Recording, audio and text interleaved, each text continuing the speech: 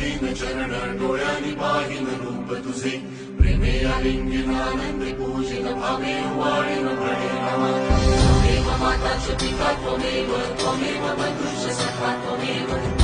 विद्या जगतं त्वमेव सर्वं मम देवदेव कायेन वाचा मनसेन्द्रियेण वा बुद्ध्यात्मना वा प्रकृतिस्वभावात् करोमि यत्